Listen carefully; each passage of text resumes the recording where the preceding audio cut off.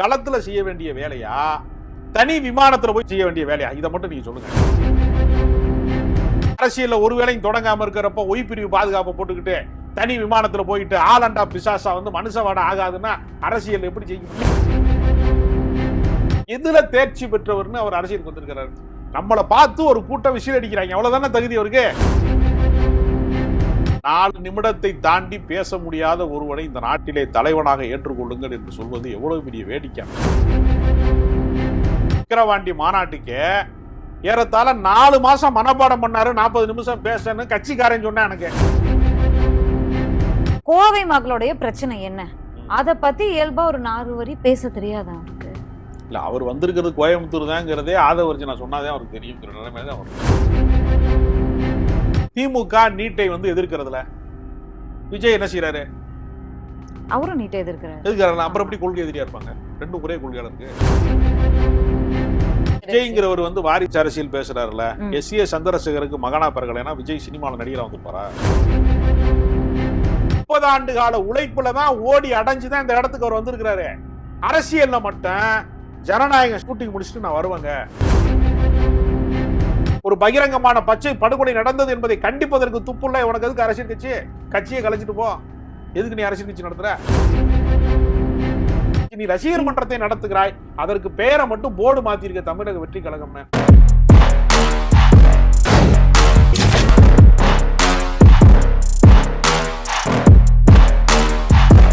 வணக்கம்.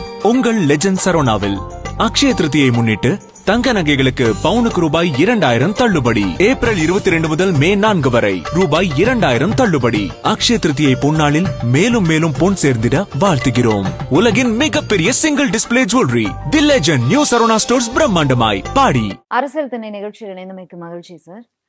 நேற்றைக்கு கோவையே அப்படியே அதிர்ற அளவுக்கு தாவேக்காவனுடைய பூத் கமிட்டி கருத்தரங்கு வந்து நடைபெற்றது. அதில் ஒரு மாஸ் ஸ்பீச்சும் விஜய் அவர்கள் கொடுத்திருக்காரு. அதை பற்றின உங்களுடைய முதல் கருத்து? பூத் கமிட்டிக்கு வந்து மாநாடு போடுவது அப்படிங்கிறது ரொம்ப வேடிக்கையானது. பூத் கமிட்டிங்கிறது வந்து எப்படி ஒரு தெருவில் எத்தனை பேர் குடியிருக்கிறான், அவங்க எவ்வளவு பேர் வாக்களிப்பதற்கான தகுதி பெற்றவர்களாக அந்த வயதுக்குரியவர்களாக இருக்கிறார்கள், எத்தனை பேர் அந்த கட்சியினுடைய அபிமானத்துக்குரியவர்களாக இருக்கிறார்கள் என்கிற பட்டியலை அந்தந்த பகுதி சார்ந்தவர்கள் வந்து ஒரு கணக்கெடுப்பு நடத்தி அந்த வாக்காளர் பட்டியலையும் நமக்கான ஆதரவாளர்கள் பட்டியலையும் சரிபார்த்து அதை ஒருங்கிணைக்கிற வேலை. வாக்குச்சாவடியில கொண்டு போய் நமக்கான ஆட்களை கொண்டு போய் ஓட்டு போட வைக்கிறதுக்கு என்ன விதமான உத்திகளை கையாள வேண்டும் என்கிற ஒரு கட்டமைப்பை உறுதி செய்வதுதான் வந்து பூத் கமிட்டியுடைய மிக முக்கியமான நோக்கம். திமுக, அதிமுக போன்ற கட்சிகள் தொடர்ந்து மாறி மாறி ஆட்சி அதிகாரத்திற்கு வந்ததற்கு காரணமே இது மாதிரியான கட்டமைப்பு ரொம்ப வலிமையாக இருக்கிறது என்பதை எல்லாருக்குமே தெரியும். அந்த கட்சிக்காரங்களுக்கு, இந்த ஆதவர்ஜுனா மாதிரி தேர்தல் வியூக வகுப்பாளர்கள் தன்னை சொல்லிக்கிறவங்களுக்கு திமுகவுடைய வேலை செய்ய போனப்பதான் அவருக்கு விவரமே தெரிஞ்சிருக்கு. அதை வந்து அவர் என்ன பண்ணிட்டாருன்னா, இந்த நல்லா படிக்கிறவங்க எல்லாம் என்ன செய்வாங்கன்னா, அந்த அவங்க பேப்பரை பார்த்து பக்கத்துல எழுதுவாங்க தெரியுமா, பரீட்சைகள்ல பார்த்தோம்னா அவனுக்கு விவரம் தெரியாது, சூப்பர்வைசர் கொஞ்சம் கவனம் குறைவா இருக்கும் போது பேப்பரை கொஞ்சம் குடியா அப்படின்னு சொல்லி வாங்கி எழுதுவாங்க. அதே மாதிரி ஒரு காப்பி பேஸ்ட் பண்ணி இதை போய் அவர் விஜய்கிட்ட சொல்லியிருக்கிறார். அப்ப அவர் என்ன செய்யணும், மாவட்ட ரீதியாக ஒவ்வொரு மாவட்டம் தோறும் ஒவ்வொரு ஒன்றியம், ஒவ்வொரு நகரம், கிளைக்கழகம், இங்கெல்லாம் என்ன வந்து நமக்கான வாக்காளர்கள் இருக்கிறாங்க, நமக்கான ஆதரவாளர்கள் எவ்வளவு பேர் இருக்காங்க, அவங்களுக்கு எப்படி பயிற்சி கொடுக்கணும் அப்படிங்கிறத வந்து ஒரு செயல் வீரர்கள் கூட்டம் பாங்க. நீங்க தேர்தல் காலத்துல எல்லாம் நீங்க பாத்தீங்கன்னா மாவட்ட அளவுல செயல் வீரர்கள் கூட்டம் போடுவாங்க. அது எதுக்காக போடுறாங்க அப்படின்னா, உங்களுடைய தொகுதியில எந்த பக்கம் வந்து வீக்கா இருக்கு, நம்ம கட்சி வந்து எந்த பகுதியில வந்து வாக்காளர்கள் நமக்கான எதிரிகள் அதிகமா இருக்கிறாங்க, மாற்று கட்சியில இருக்கிறவங்க அதிகமா இருக்கிறாங்க, என்ன வியூகம், என்ன பிரச்சனை கையில் எடுத்தா மக்கள் வந்து நம்ம பக்கம் வந்து திசை திரும்புவாங்க அப்படிங்கறதெல்லாம் ஆலோசிப்பாங்க. இதுதான் வந்து ஒரு கட்சி கட்டமைப்பை வந்து உறுதி செய்யற விதமே தவிர, அதை விட்டுட்டு தனி விமானத்துல வந்து அவர் கோயம்புத்தூருக்கு போய் அங்க இவங்க எல்லாம் ஏர்போர்ட்ல வந்து நீங்க சொல்றது வந்து ஆல்ரெடி இருக்கக்கூடிய கட்சிகள் இப்ப பூத் ஏஜென்ட் அப்படின்னா வந்து அவங்களுடைய செயல்பாடுகள் காலையில இப்ப எலெக்ஷன் நடக்குது, வாக்குப்பதிவு நடக்குதுன்னா காலையில போய் நீங்க என்ன பண்ணணும் அப்படிங்கறத சொல்லி தரதுக்கான கருத்தரங்கம் தானே இது. அதுக்கு சொல்லி தரதுலாம் ஒண்ணுமே இல்ல. நானே பூத் ஏஜென்டா வேலை பார்த்திருக்கேன் உள்ளூர்ல. இல்ல அவங்க ஃப்ரெஷர்ஸ் இல்ல சார், யங்ஸ்டர்ஸ். அவங்களுக்கு ஐஏஎஸ் முடிச்சுட்டு ட்ரைனிங் முடிச்சுட்டு யாரும் போனுங்க. அது வந்து சாதா, அது என்ன தெரியுமா, இப்ப எங்க தெரு இருக்கு, நான் குடியிருக்கிற தெரு இருக்கு, இந்த தெருவுல இப்ப ஆதார் கார்டு இப்ப எல்லாம் வந்துருச்சு இல்லையா, பூத் கமிட்டியை உருவாக்கப்பட்டதனுடைய நோக்கம் என்னன்னா, வேற ஆள் ஓட்டு போட்டுருவாங்க. சிவாஜி கணேசன் வந்து ஓட்டு போட போனாரு, விசி கணேசங்கிற பேர்ல இன்னொருத்த ஓட்ட போட்டு போயிட்டான். அவருக்கு ஓட்டு கிடையாது, அவர் கட்சியில தான் ஜெயிக்கலைங்கிறது பல பேருக்கு தெரியும், அரசியல்ல தான் ஜெயிக்கலைன்னு தெரியும்.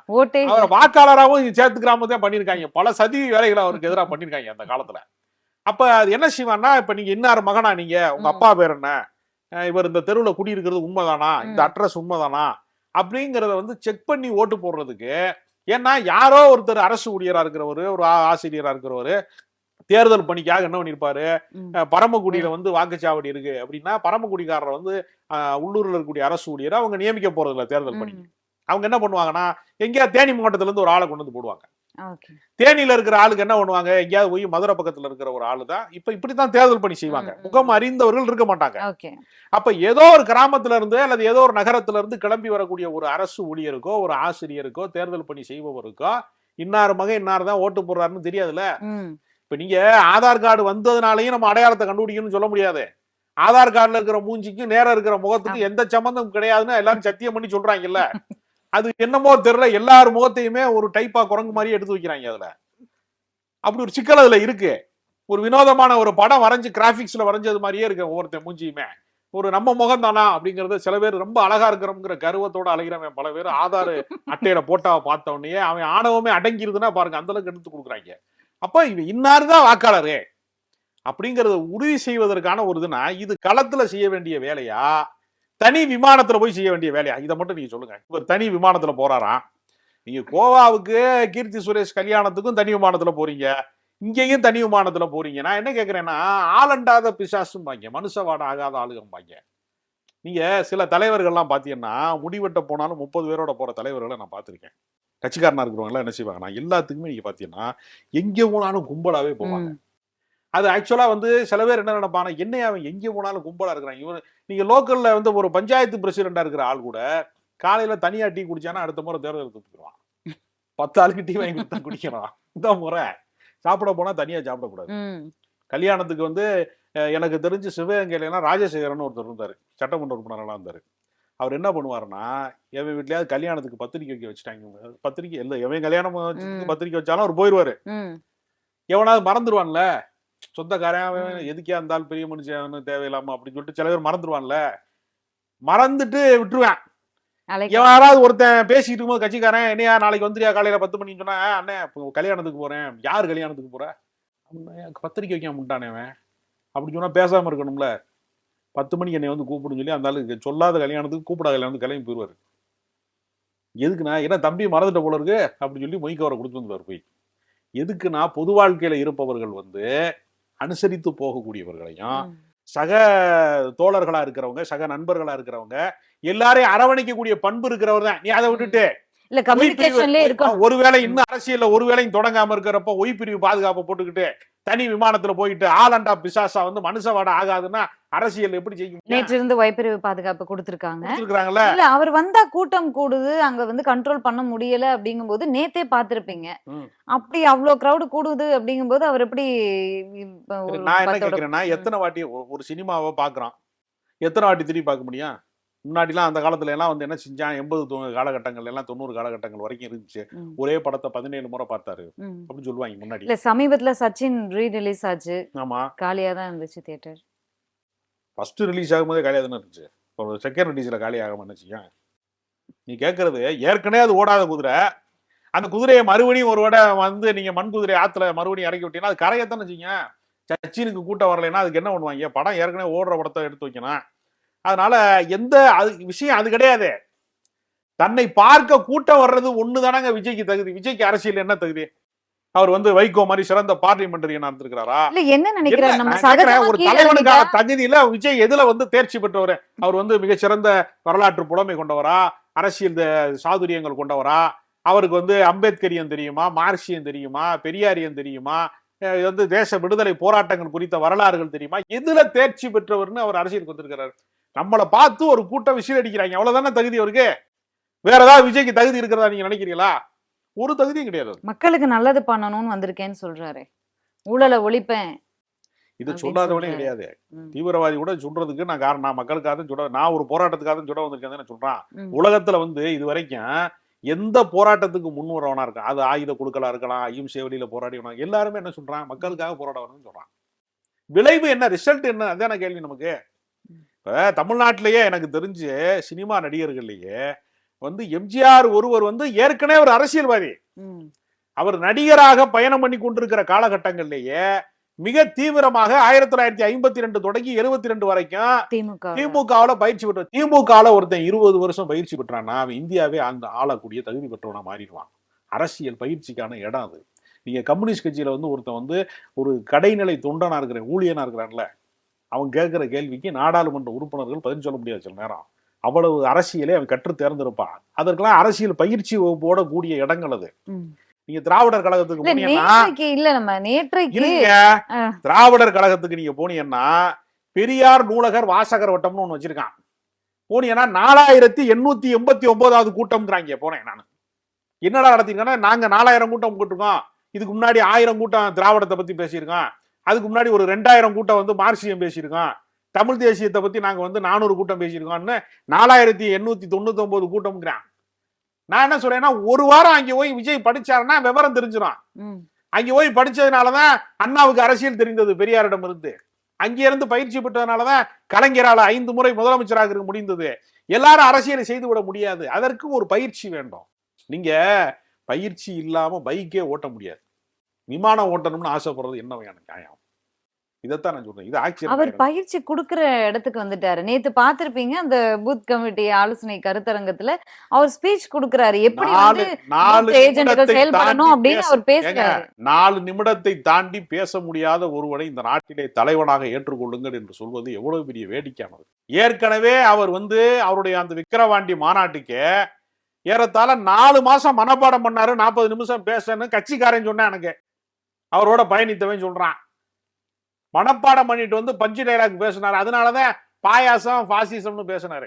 ரெண்டுக்குமான வேறுபாடே முதல்ல என்னன்னே தெரியல. ஒரு நாட்டுல என்ன நடக்கிற சமகால பிரச்சனை குறித்து ஏதாவது பேசுறாரு கூட கொஞ்சம் திணறினாரு பேசும்போது. அதாவது இயல்பான மக்களுடைய, இப்ப கோவைக்கு போறாரு, எங்க யாரு பேசினாலும் லைவ் ஆகும், எல்லாரும் பார்க்க போறாங்க. ஒரு மாஸ் ஹீரோ அப்படிங்கும் போது அவர் அரசியல் புதுசா வந்திருக்காரு, கண்டிப்பா அவருடைய ஸ்பீச் எல்லாரும் பார்ப்பாங்கன்னு தெரியும். கோவை மக்களுடைய பிரச்சனை என்ன, அத பத்தி இயல்பா ஒரு 4 வரி பேச தெரியாதா அவருக்கு? இல்ல, அவர் வந்திருக்கிறது கோயம்புத்தூர் தாங்கிறதே ஆதவர்ஜி நான் சொன்னாதே அவருக்கு தெரியுங்கிற நிலைமையில தான் அவர் இருக்காரு. கனவுலகத்தில் மிதக்கிறாருங்க. நீங்க ஒரு படத்துல நீங்க பாத்தீங்கன்னா கதாநாயகன் முதல் முறையை செஞ்சுக்கிட்டாங்கன்னு கட் பண்ணா சுவிட்சர் அதுல பாட்டு போடுறாங்களா இல்லையா? அது மாதிரி தானே அவர் 2026 முதலமைச்சர் ஆயிடுவேங்கிறாரு. ட்ரீம் சாங்ல தானே இருக்கிறாரு. திடீர்னு நீங்க பாத்தீங்களா, இந்த கட்சியில நீங்க பாத்தீங்களா, திடீர்னு பாட்டு போட்டு விடுறாங்க, பட்டாசு வெடிக்கிறாங்க. வேணுக்குள்ள ஒருத்தன் குரங்கு அட்ராராமா மாதிரி ஒருத்தன் குதிச்சு ஒருத்தன் வர்றான், மேல ஏறி இது பண்றாங்க. நானே கேக்குறேன், வித்த காட்டுறியெல்லாம் நான் கேக்குறேன், வித்த காட்டுறியலா? நாட்டினுடைய பிரச்சனைகளை தீர்ப்பதற்கு சரி, உங்களுக்கு திரண்டு வந்திருக்கிறவங்க நேற்று 8500 பேர் திரண்டு வந்திருக்காங்க. 8500 பேர் ஓட்டு போதுமா? வாக்காளர்கள் வேணாமா? பொதுமக்கள் உங்களை நம்ப வேணாமா? அப்ப கூட அந்த புஷி ஆனந்துங்கிறவர் சொல்றாரு, தெருவுல லைட் எரியலைன்னா லைட்டை நீங்க வாங்கி கொண்டு போடுங்கடாங்கிறாரு. எனக்கு என்ன வகைன்னு எனக்கு தெரியல. தெருவுல லைட் எரியலைன்னா அது எலக்ட்ரிசிட்டி சம்பந்தப்பட்டது, நம்மளா கொண்டு லைட்டை போட முடியாது.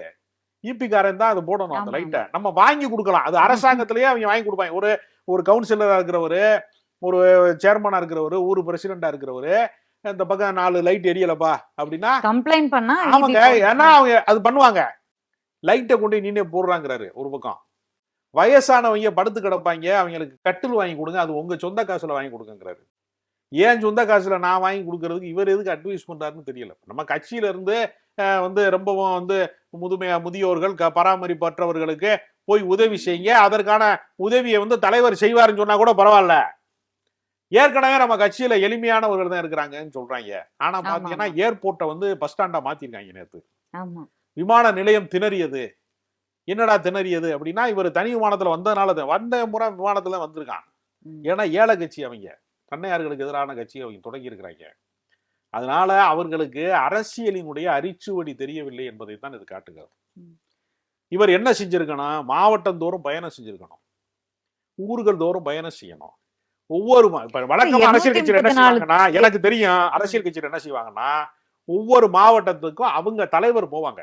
ம். போய் அந்த மாவட்டத்துல ஒரு பெரிய கல்யாண இல்ல மண்டபத்தை புடிச்சு வச்சுட்டு ஒரு நடிகர் ம்.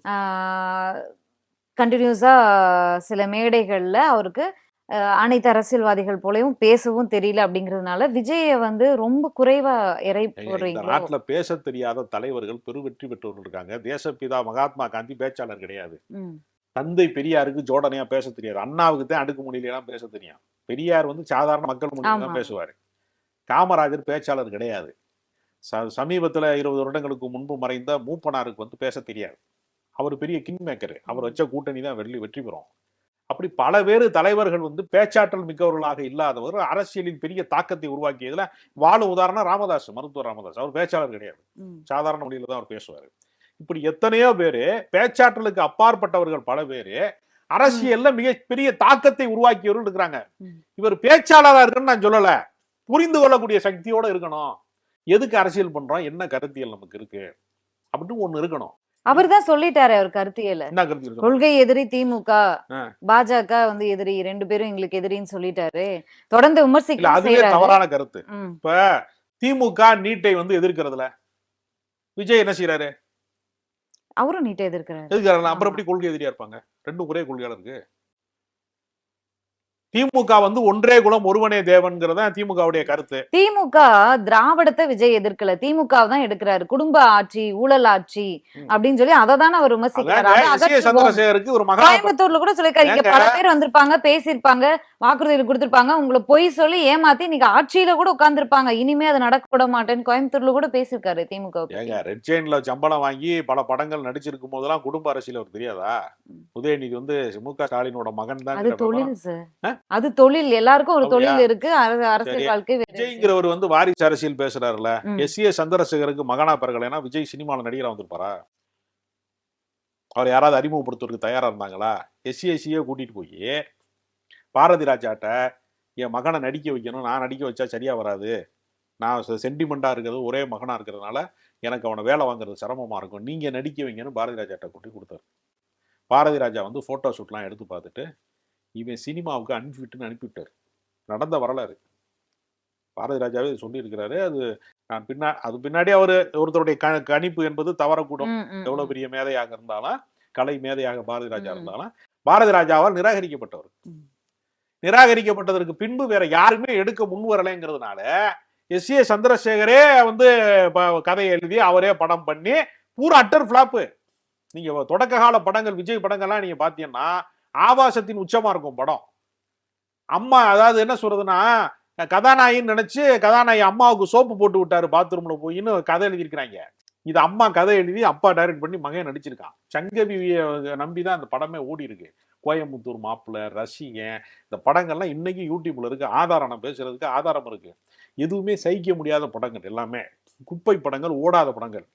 அவர் எங்க தேடுறாரு அப்படின்னா, ஒரு சிறந்த இயக்குனர்களுடைய கைகளுக்குள்ள வருகிற போது, கதாசிரியர்களுக்குள்ள வருகிற போது பூவே உனக்காகங்கிற படத்துலதான் முதல் முறையா தேடுறாரு. அதுக்கு பின்னாடிதான் சரி பக்கத்து வீட்டு பையன் மாதிரி இருக்காங்கிற லெவலுக்கு கொண்டு வந்து காதலுக்கு மரியாதை, அன்னைக்கு ஒரு லவ் டுடே எல்லாம் இருந்துச்சு, அந்த மாதிரி படங்கள்ல எல்லாம் நடிச்சு அப்புறம் அடுத்த 10 ஆண்டுகள்ல தான் அவர் கதாநாயகனாக ஒப்புக்கொள்ள போறாரு. அடுத்த 10 ஆண்டுகள்ல ஆக்ஷன் ஹீரோ ஆகுறாரு. அடுத்த 10 ஆண்டுகள்ல என்ன வாழ்றாரு, பெரிய வந்து வசூல் மன்னனா மாறுறாரு. 30 ஆண்டு கால உழைப்புல தான் ஓடி அடைஞ்சுதான் இந்த இடத்துக்கு அவர் வந்திருக்கிறாரு. அரசியல்ல மட்டும் ஜனநாயகம் ஷூட்டிங் முடிச்சுட்டு நான் வருவேங்க, வந்த உடனே நீங்க எல்லாம் போய் கட்டில் வாங்கி கொடுங்க கிளவிகளுக்கு, நீங்க பூத் ஏஜெண்டா இருங்க, நான் வந்து அதிகாரத்துக்கு வந்துடுறேன், முதலமைச்சரா வந்துடுறேன், அண்ணனுக்கு வந்து 51 வயசு ஆயிடுச்சு, படம் முடிக்கும் போது 50 தேர்தல் வரும்போது 52 53 வயசு ஆயினா ஓடி ஆட முடியாது, பழைய மாதிரி டான்ஸ் ஆட முடியாது, பொழுது பாடி கொண்டிருப்பது உங்கள் விஜய் அப்படின்னு சொல்ல முடியாதுங்கிறக்காக அண்ணனுக்கு வந்து நீங்க சிஎம் போஸ்டிங் வாங்கி கொடுங்க. இல்ல, யாரு வேணா அரசியலுக்கு வரலாம், மக்கள் விருப்பப்பட்டா மக்களோட ஆதரவு இருந்தா வெற்றியும் பெறலாம், நான் வந்து உங்களுக்கு நல்லது பண்ணுவேன் அப்படின்னு சொல்றாரு. புரிதல் இல்லைன்னு அவர் இன்னும் சுற்றுப்பயணம் போக போறாரு, 234 தொகுதிக்கு போறாரு. போய் அவர் எப்படி பேசுறாரு, மக்களை எந்த வகையில சந்திக்கிறாரு, மக்கள் வந்து மக்களோட விருப்பத்துக்கானவராக அவர் சூஸ் பண்ணக்கூடிய இடத்துக்கு அவர் போறாரு அப்படிங்கறதெல்லாம் பாக்குறதுக்கு இன்னும் நேரம் இருக்குல்ல. அதுக்கு முன்னாடியே ஒரு ப்ரீ ஜட்ஜ்மெண்ட் பண்றது அப்படிங்கிறது தவறு இல்லையா? அதேங்க, நீங்க குறி பார்த்து சொல்றதுன்னு தான் நானும் சொல்றேன். குறி தவறி சுடாதீங்கன்னு தான் நான் சொல்றேன். திமுகவினுடைய ஆட்சி தவறானது, பொய்யானது அப்படின்னா அதற்கு என்ன நிரூபணம் உங்ககிட்ட இருக்கு? அதுக்குதான் நான் கேட்கிறேன். அவங்க சொல்றதைத்தான் நீங்களே சொல்றீங்க. உங்களுக்கு என்ன தனித்த பார்வை என்ன இருக்கிறது, என்ன திட்டம் இருக்கிறது, மாற்று திட்டம் என்ன இருக்கிறது? இப்ப நான் ஒரு உதாரணம் சொல்றேன். அரசு வேலை வாய்ப்பிலே சாமானிய மக்களுக்கு இனிமேல் வேலை கொடுக்க முடியாது, படித்த இளைஞர்களுக்கு வேலை கொடுக்க முடியாது அப்படின்னு 90களின் காலகட்டத்துல வந்து கலைஞர் யூகம் பண்ணி முன்கூட்டியே நினைத்து என்ன செய்யாரு, உலகமயமாக்கல் வருகிற போது ஐடி கம்பெனி தான் இனி உலகம் பூரா வரப்போகுது அப்படின்னு என்ன செஞ்சாரு, ஈசிஆர் ரோடு, ஓல்டு மகாபலிபுரம் ரோட்ல பூராமே ஐடி பார்க்கை உருவாக்குவதற்கான திட்டங்களை அவர் வந்து உடனடியாக உருவாக்குறாரு. அதன் விளைவாக, அது வாஜ்பாய் காலத்துல அதை நிறைவேற்றினாரு. அதனுடைய விளைவாக இன்னைக்கு தமிழ்நாட்டிலே இருக்கக்கூடிய பல இளைஞர்கள் ஐடி கம்பெனில வேலை பார்க்கறான், பல பேருக்கு வேலை வாய்ப்பு கிடைத்திருக்கிறது. அவன் பெங்களூருக்கு போறதுக்கு பதிலாக சென்னையிலேயே வாழ்வதற்கான வாய்ப்பு கிடைத்திருக்கிறது. அவன் வெளிநாட்டுக்கு போறதுக்கு பதிலாக இங்க வாழ்வதற்கான வாய்ப்பு. அப்ப தனியார் துறையிலே ஒரு வேலை வாய்ப்பை எதிர்காலத்திலே இப்படித்தான் நிகழப்போகிறது என்பதே ஜோசியம் பார்க்கல, அவரு அறிவியல் பூர்வமாக கணித்து அதற்கான செயல் திட்டங்களை முன்கூட்டி உருவாக்கினார்ல. இதுதான் அரசியல் வியூகமே தவிர ஒரு நாட்டினுடைய பிரச்சனைகளை எப்படி தீர்ப்பது. இப்ப வந்து நம்ம சாதாரண ஊர்கள்ல பாருங்க, இந்த தெரு யாரு தெருங்க, இது வந்துங்க அது நாடார் தெருங்க, அந்த தெரு வந்துங்க சர்ச்சு தெருங்க, இந்த தெரு முஸ்லீம் தெருங்க, இப்படித்தானே சொல்றான். அப்ப வேற வேற சாதி பெயர்களால தெருக்கள் இருக்கிற போது கிராமப்புறங்கள்ல என்ன பண்ணுவான், ஊர் வேறாக இருக்கும், சேரி வேறாக இருக்கும், மனிதர்கள் வேறு வேறு சாதிகளால் பிரிந்து கிடக்கிற போது அவன்லாம் ஓரிடத்தில் வசிப்பதற்கான வாய்ப்பை உருவாக்குவதற்கு சமத்துவபுரம்னு ஒரு திட்டத்தை உருவாக்குறாங்க. அப்ப ஒரு சமூக அமைப்புல, சாதிய சமூக அமைப்புக்குள்ள எல்லா சாதி மக்களும் ஒன்று கூடுவதற்கான வாய்ப்பு அவன் சாதிக்காரனா தெருவுல குடியிருக்கிறதுனால பிற சாதி மீது அவனுக்கு வந்து ஒரு வெறுப்பு உருவாகுது. அது பக்கத்து வீட்டுக்காரனா இருந்தா வெறுக்க முடியாத ஒரு சூழல் வந்துடும், அவனுக்குள்ள ஒரு உறவு ஏற்படும், நட்பு ஏற்படும், ஒரு குறைந்தபட்ச ஒரு புன்னகையாவது மிச்சம் இருக்குங்கிறதுக்காக ஒரு சமத்துவபுரத்தை வந்து உருவாக்குறாரு. அப்படின்னா இதுதான் செயல் திட்டம். ஒரு நடைமுறை சார்ந்து என்னென்ன செய்ய போறாங்க. இப்ப நீங்க பாட்டாளி மக்கள் கட்சி என்ன பண்ணுவாங்க, அவங்க ஒரு மாதிரி பட்ஜெட் போடுவாங்க, ஒரு மாடல் பட்ஜெட் போடுவாங்கல்ல. இதெல்லாம் செயல் திட்டம். இப்படித்தான் நாங்கள் அரசியல் நடத்த போறோம். ஏதாவது இருக்கா, ஏதாவது ஒரு கூறுவார் இருக்கா? எப்ப பார்த்தாலும் பாயாசம், பாசிசம், நாங்க அதை கிழிச்சு. அந்த தாவேக்காவோட கூட்டணி போறதுக்கு தானே அதிமுகவுல முயற்சி பண்ணாங்க. பாஜக இன்னும் முயற்சியில ஈடுபட்டுக்கிட்டு இருக்கு. ஆமா பண்ணாங்க. அது என்ன ரிசல்ட்? 0த்துல தானே வந்து நின்றுச்சு. விஜய் வந்து நான் 2.5 வருஷம் முதலமைச்சரா இருக்கேன், நீங்க 2 வருஷம் முதலமைச்சரா இருங்கன்னு இன்னும் வந்து வாக்கு வங்கி நிரூபிக்கப்படாத விஜய் வந்து எங்களுக்கு சீட்டு வந்து 50% கொடுங்க அப்படின்னு கேட்கக்கூடிய நிலைமை வந்ததுனால தானே இதுக்கு நீ அமித்ஷாவே தேவலைங்கிற இடத்துக்கு எடப்பாடி பழனிசாமி போயிட்டாரு. உனக்கு அந்த மனுஷன் எவ்வளவு பரவாயில்லடா அப்படிங்கிற அளவுக்கு அவர் கொடுமைக்காரனே பரவாயில்ல, எனக்கு பாஜகங்கிற ஒரு கொடூரமான மதவெறி கட்சியே பரவாயில்ல, மதவாத கட்சியே பரவாயில்ல, தமிழ்நாட்டு மக்களின் உரிமைகளை பறிக்கிற அமித்ஷாவே பரவாயில்லைங்கிற அளவுக்கு விஜய் வந்து ஒரு மோசமான ஒரு முடிவை தானே எடுத்தாரு. ஓகே, இப்போ தமிழ்நாட்டுல நடக்கிற விஷயங்களை தாண்டி வெளி தரப்பு நடக்கக்கூடிய, வெளி மாநிலங்கள்ல நடக்கக்கூடிய பிரச்சனைகளை பத்தி விஜய் அவர்கள் பேசுவது இல்ல. அத பத்தி கேள்விகளை தமிழ்நாட்டு பிரச்சனை எல்லாம் சரியா பேசிட்டாரு. இல்ல, இதான் கேட்க வரேன். எடுக்கிறதுக்கெல்லாம் சரியா இருந்தாரு அவரு. இல்ல, ஒரு சில விஷயங்களுக்கு தான் அவர் கருத்து சொல்லிட்டு இருக்காரு. ஆனா இந்த கேள்வி எதுக்குன்னா, இப்போ ஒரு சில தினங்களாகவே பாகிஸ்தான் அந்த காஷ்மீர் அட்டாக், அந்த விஷயம் வந்து எவ்வளவு பேசுபொருளா இருக்கு. அது வந்து எல்லா மாநிலத்தை சேர்ந்தவங்களும் பாதிக்கப்பட்டிருக்காங்க. சென்னையை சேர்ந்த 3 பேர் வந்து பாதிக்கப்பட்டிருக்காங்க. இந்த விஷயத்த பத்தி இது வரைக்கும் ஒரு விஷயமும் பேசல. ஆனா பாஜகவும் எனக்கு எதிரின்னு சொல்றாரு. அங்க என்ன இல்ல, விஜய் வீட்டுக்கு டெய்லி பேப்பர் போடுறவன் ஒரு 2-3 நாளா லீவ் எடுத்துட்டான். அந்த செய்தி அவருக்கு போய் சேரலைன்னு நான் கேள்விப்பட்டேன். கட்சிக்காரங்க அவருக்கு அந்த செய்தி தெரியல, அதனால அவர் பேசல. இதுல என்ன தப்பு இருக்கு சொல்லுங்க? அவருக்கு தெரியலங்க செய்தி என்னன்னு. அவர் நியூஸ் பேப்பர் படிக்கிற பழக்கம் இல்லாதவர், எந்த அப்டேட்டும் அவர்கிட்ட இல்ல.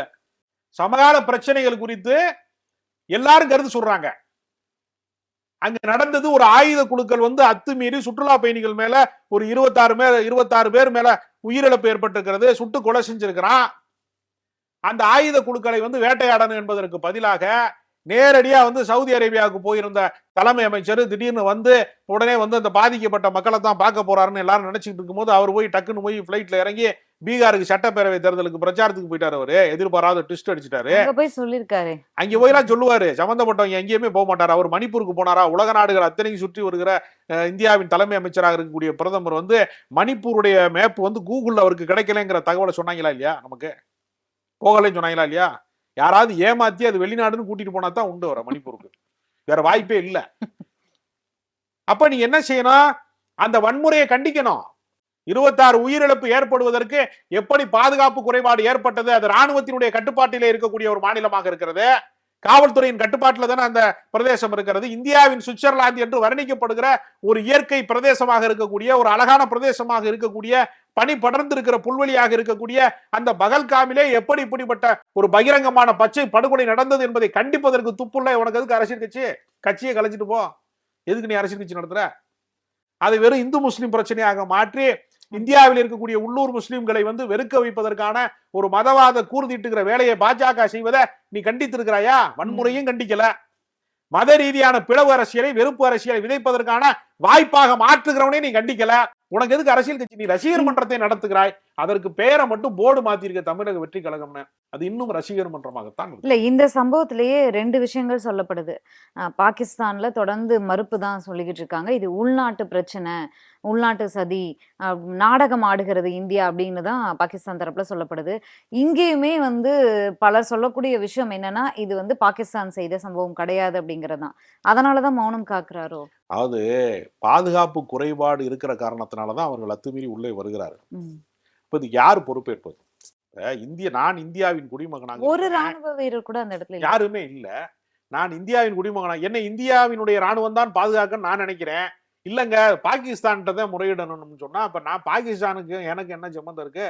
நான் எதுக்கு அங்கே முறையிடணும்? நீங்க வந்து 56 இன்ச்சு மாவீரன், உலகத்துக்கே வல்லரசா மாத்துறவன் அப்படின்னு எல்லாமே சொன்னீங்க.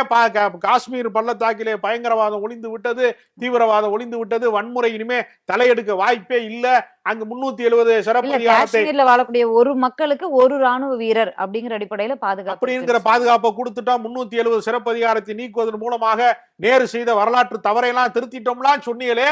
உங்களை நம்பித்தானே டூர் போனாங்க, உங்களை நம்பித்தானே புதுசா கல்யாணமானவன் எல்லாம் கனிமூன் போனாங்க அந்த ஊருக்கு. அவங்க யாருமே திரும்பி வரல. ஆண்கள் சுடப்பட்டிருக்கிறான், பெண்கள் கண்ணீரோடு திரும்பி இருக்கிறாங்க. இவ்வளவு மோசமான நிலைமையில இருக்கக்கூடியதற்கு யார் பொறுப்பேற்றுக் கொள்ளணும்? அரசாங்கம், ஆளுகிற அரசாங்கம் தானே பொறுப்பேற்றுக் கொள்ளணும். விஜய் பாஜகவை பார்த்து அஞ்சுகிறார்னு எடுத்துக்கலாமா? அதுல என்ன உங்களுக்கு ஏதாவது சந்தேகம் இருக்கிறதா? அது ஈயம் பூசுனது மாதிரி இருக்கணும், பூசாது மாதிரி இருக்கணும்னு சொல்லுவாங்க.